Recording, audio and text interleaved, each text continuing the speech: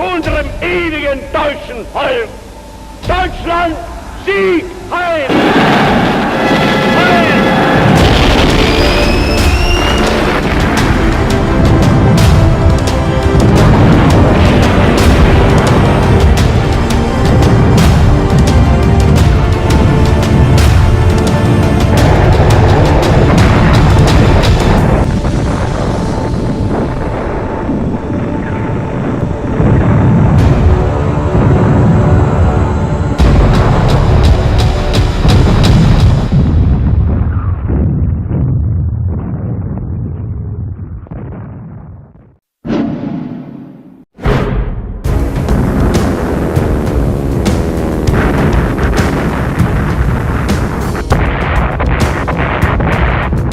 Dalam catatan sejarah dunia, beberapa negara pernah menjadi lokasi perang dalam Perang Dunia Kedua.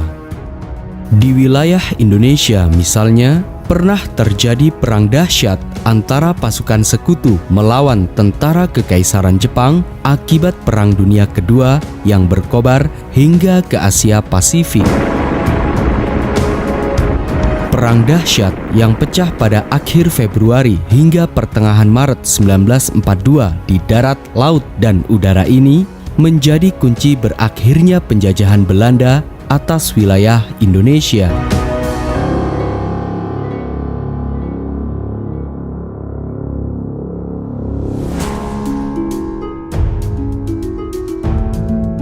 Sebelum kedatangan Jepang di Indonesia, pada abad ke-16, negara Jepang merupakan sebuah negara yang menganut sistem politik sakoku atau politik isolasi. Sehingga Jepang menjadi sebuah negara tertutup dari negara asing. Munculnya sistem politik yang digunakan oleh Jepang sejak tahun 1639 ini karena adanya kekhawatiran dari pemimpin di Jepang akan adanya campur tangan dari negara lain.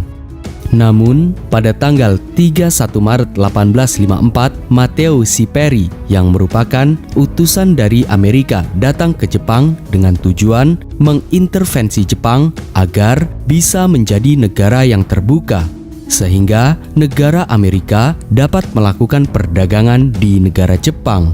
Pada akhirnya, di tahun yang sama, yakni tahun 1854, Matteo Siperi berhasil memaksa Jepang untuk menandatangani perjanjian Kanagawa yang pada akhirnya kemudian Jepang tidak lagi menjadi negara yang tertutup.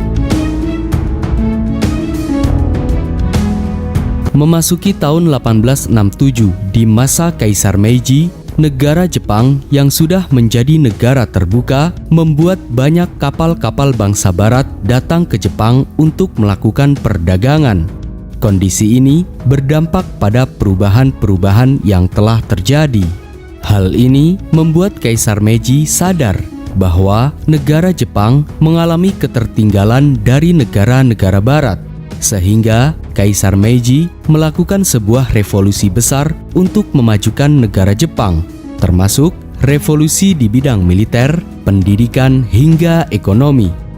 Revolusi ini disebut dengan Restorasi Meiji.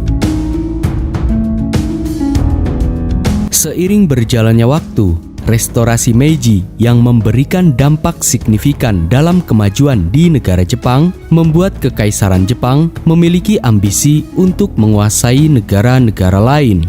Dari ambisinya inilah negara Jepang yang saat itu sudah menguasai Cina pada tahun 1939, Jepang memutuskan untuk berkoalisi dengan Partai Nazi Jerman dalam Perang Dunia Kedua.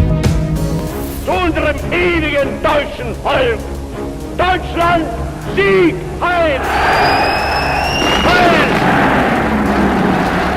Untuk unjuk kekuatan dalam Perang Dunia Kedua, Kekaisaran Jepang yang beraliansi dengan blok poros melakukan serangan terhadap Amerika yang merupakan blok sekutu dengan menghancurkan pangkalan Angkatan Laut Amerika di Pearl Harbor, Hawaii pada tanggal 7 Desember 1941. Di lain sisi, setahun sebelumnya atau pada tahun 1940, Nazi Jerman juga melancarkan invasinya untuk menguasai negara-negara blok sekutu. Salah satunya yakni negara Belanda serta negara jajahan Belanda. Sehingga selain adanya resesi ekonomi yang terjadi sejak tahun 1937 di berbagai negara, keberadaan Belanda atau Hindia Belanda di Indonesia juga mulai terancam.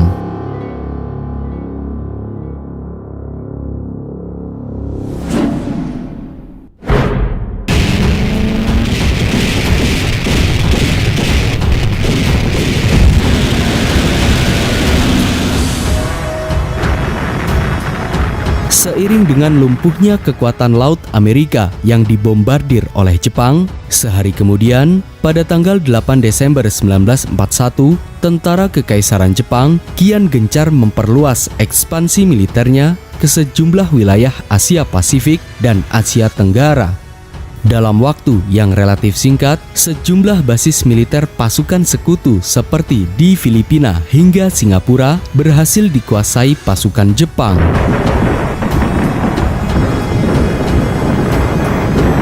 Kekaisaran Jepang yang saat itu bergabung dalam blok poros Nazi Jerman dalam Perang Dunia Kedua memiliki tugas untuk melakukan ekspansi ke wilayah Asia Tenggara termasuk Indonesia atau Hindia Belanda dengan tujuan untuk mendapatkan kepentingan cadangan logistik perang dan bahan industri perang seperti minyak bumi, timah, dan aluminium. Oleh karena itu, ketika Jepang menyerang Hindia Belanda, militer Jepang tidak langsung menyerang pusat pemerintahan Belanda yang berada di Batavia. Namun, militer Jepang terlebih dahulu menguasai tempat-tempat yang memiliki bahan logistik perang. Untuk mendapatkan bahan logistik perang, pada awal Januari 1942, pasukan Jepang mulai menyerang dan menguasai sejumlah kota yang berada di Sulawesi dan beberapa kota lainnya, seperti Ambon dan Kepulauan Maluku. Tak lama kemudian, pada tanggal 11 Januari 1942, Jepang mulai menyerang kota Tarakan, Kalimantan Utara, yang mana kota Tarakan ini merupakan tempat penghasil bahan bakar minyak yang sangat menguntungkan. Sebagaimana menurut catatan sejarah militer sekutu, sebelum pecah Perang Dunia Kedua, ladang-ladang minyak yang berada di wilayah Tarakan ini dapat menghasilkan jenis minyak yang paling murni di dunia hingga 6 juta barel per tahun. Sehingga sebelum menguasai wilayah lain, Jepang berambisi untuk menguasai wilayah Tarakan, Kalimantan Utara.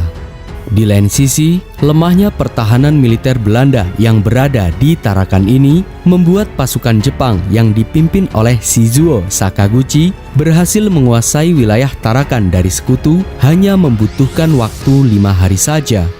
Kala itu, Jepang mengerahkan sekitar 15.000 pasukan dan menyerang dari arah timur laut lewat Pantai Amal. Sementara itu, pasukan sekutu termasuk Belanda di Tarakan yang dipimpin oleh Letkol Simon de Wol dengan kekuatan sekitar 3.000 pasukan tidak mampu menahan gempuran militer Jepang. Sehingga pasukan sekutu yang sudah dalam posisi terpojok dan menyadari akan kekalahan dalam melawan pasukan Jepang di Tarakan ini, akhirnya pasukan sekutu membumi hanguskan sebagian besar fasilitas perminyakan yang berada di Tarakan. Setelah berhasil menguasai wilayah Tarakan, Kalimantan Utara, tak lama kemudian, pada tanggal 24 Januari 1942, Jepang berhasil menguasai kota Balikpapan hingga menyerang beberapa wilayah lainnya seperti Pontianak, Samarinda, Kota Bangun, dan Banjarmasin. Sementara itu, pada tanggal 14 Februari 1942, pasukan penerjun payung Jepang berhasil mendarat di Palembang, Sumatera Selatan. Sebelum menyerang secara serentak, pada tanggal 6 Februari 1942, militer Jepang melancarkan serangan udara untuk menghancurkan lapangan udara di Palembang. Akibatnya, pasukan sekutu kehilangan 2 pesawat pengebom. Dan memasuki tanggal 13 Februari 1942, militer Jepang menyerang kota Palembang dari markas pangkalan militer Jepang di Malaysia. Akhirnya, tidak lama kemudian, hanya dalam waktu hitungan hari saja setelah Jepang menguasai Sungai Grong dan Placu pada tanggal 16 Februari 1942, Jepang berhasil menguasai seluruh wilayah Palembang. Jatuhnya Palembang di tangan Jepang ini merupakan strategi Jepang untuk menguasai sumber minyak bumi. Dengan demikian, terbukalah bagi Jepang untuk menguasai pusat pemerintahan Hindia Belanda yang berada di Pulau Jawa. Namun, di daerah-daerah lain di Sumatera, seperti Sumatera Barat hingga Sumatera Timur, serta wilayah Aceh, baru dapat dikuasai pada sepanjang akhir bulan Maret 1942 setelah Jepang menguasai Jawa.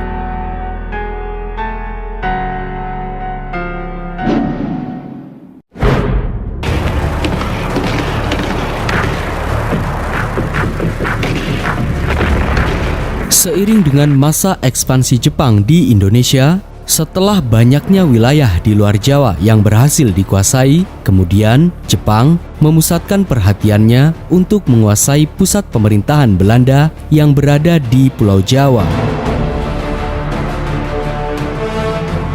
Untuk menguasai Pulau Jawa, militer Jepang melancarkan sejumlah serangan melalui udara guna menguasai langit Jawa dari arah barat, tengah, dan timur. Hal yang sama dilakukan Jepang saat menguasai sejumlah wilayah di luar Jawa. Namun, Belanda tidak tinggal diam. Kala itu, Belanda yang mengetahui adanya serangan besar-besaran pasukan Jepang ini, kemudian pasukan Belanda membentuk Komando Gabungan Tentara Serikat Abdacom atau American British Dutch Australian Command.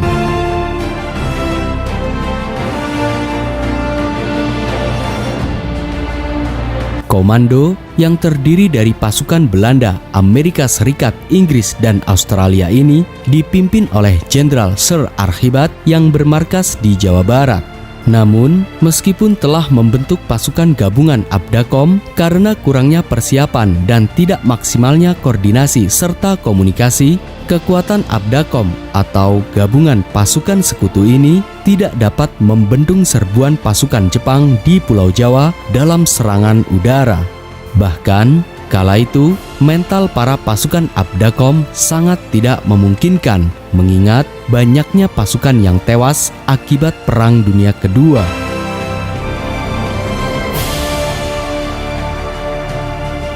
Meskipun kalah dalam pertempuran udara, di lain sisi pasukan Abdacom atau pasukan sekutu tidak menyerah begitu saja.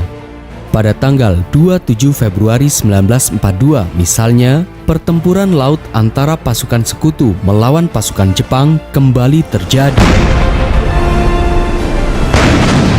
Pertempuran laut dahsyat yang dikenal sebagai The Battle of Java Sea ini tercatat dalam sejarah sebagai pertempuran laut terbesar kedua setelah The Battle of Jutland yang berlokasi di dekat perairan Denmark dan Norwegia pada tahun 1916.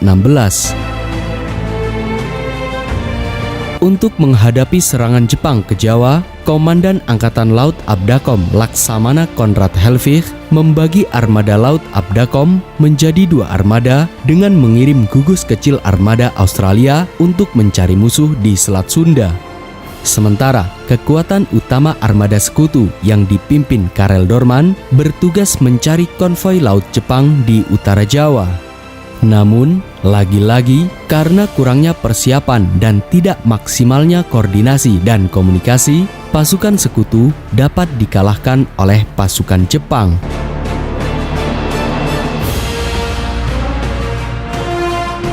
Seiring dengan pertempuran laut antara pasukan Abdacom dan pasukan Jepang saat menjelang tengah malam misalnya, ketika dua kapal sekutu dan Jepang berhadapan dengan jarak 9 km, Jepang menembakkan sejumlah torpedo tombak panjang. Tembakan ini mengenai kapal De Ruyter dan Java hingga tenggelam.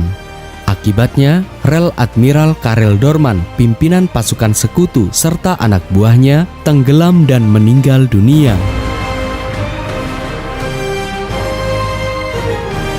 Hanya butuh 2 hari saja, pasukan Jepang dengan cepat dapat mengalahkan pasukan gabungan Abdacom dalam pertempuran laut untuk menguasai wilayah Jawa.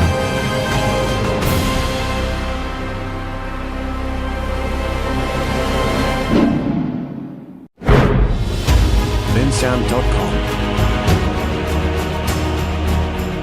Kekalahan pasukan sekutu dalam pertempuran laut dan udara di Jawa ini membuka peluang Jepang untuk dapat sepenuhnya menguasai Indonesia semakin besar. Pada tanggal 1 Maret 1942 misalnya, pasukan Jepang yang dipimpin oleh Letnan Jenderal Hitoshi Imamura mendaratkan pasukannya yang berkekuatan sekitar 40.000 pasukan Jepang ke Pulau Jawa. Pendaratan serentak yang dilakukan Jepang diantaranya pendaratan di Teluk Banten yang dipimpin Letnan Jenderal Hitoshi Imamura dengan dilengkapi 21 tank, pendaratan di Eretan Wetan Indramayu yang dipimpin Kolonel Tony Sorisoji dengan dilengkapi 10 tank, dan pendaratan di Kragan Rembang yang dipimpin oleh Tsuchi Hashi dilengkapi 41 tank. Bensound.com.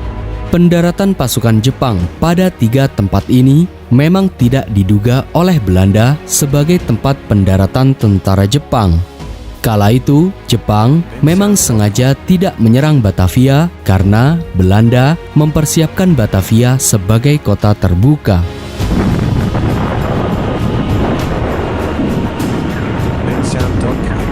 Akhirnya, pasukan Jepang dengan cepat menyerbu pusat-pusat kekuatan tentara Belanda di seluruh Jawa. Pasukan yang dipimpin Kolonel Tony Sorisoji misalnya bergerak menuju Bandung melalui Subang, Ciater, hingga ke Lembang. Sementara itu, pasukan Jepang yang mendarat di Teluk Banten yang dipimpin Letnan Jenderal Hitoshi Imamura sebagian langsung bergerak ke selatan menuju Bandung dengan lebih dulu menyerbu kota Buitenzorg atau kota Bogor.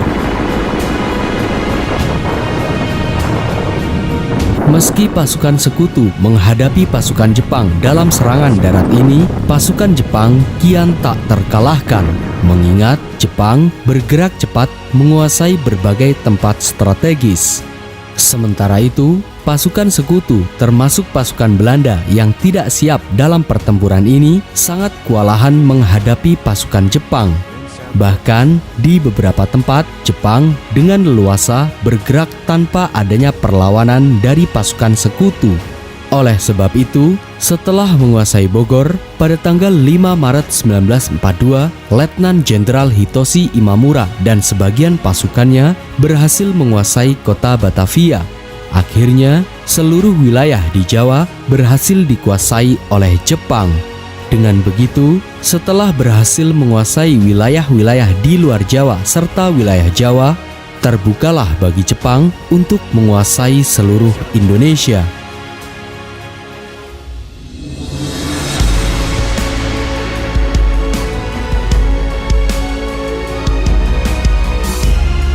Setelah kota Bandung dikepung serta diancam akan dihujani bom oleh pasukan Jepang, pada tanggal 8 Maret 1942, Jenderal Terporten atas nama Panglima Pasukan Belanda di pihak sekutu menandatangani penyerahan tanpa syarat kepada Jepang yang diwakili oleh Letnan Jenderal Hitoshi Imamura di Kalijati, Subang, Jawa Barat. Peristiwa yang dikenal dengan peristiwa kapitulasi Kalijati ini menandai kekalahan pihak sekutu dengan Jepang dalam Perang Dunia Kedua serta berakhirnya penjajahan Belanda atas wilayah Indonesia. Dan sejak tanggal 8 Maret 1942 ini pula Indonesia menjadi jajahan Kekaisaran Jepang, sehingga sekutu segera mendirikan pemerintahan pelarian atau exile government di Australia di bawah pimpinan Jenderal Van Mook. Dengan begitu, Kekaisaran Jepang mendirikan negara baru di Indonesia dengan berbagai propaganda serta berbagai kekejaman terhadap rakyat pribumi. Perang Dunia Kedua yang terjadi di Asia Pasifik ini berdampak besar dalam arah sejarah dan peradaban Indonesia.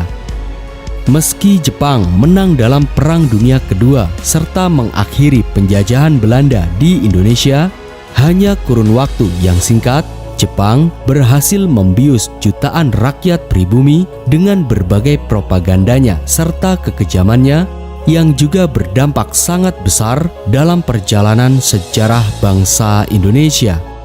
Salam mata hati pemuda, salam jas merah. Paduka yang mulia, kami bertambah setia kepada Dainipon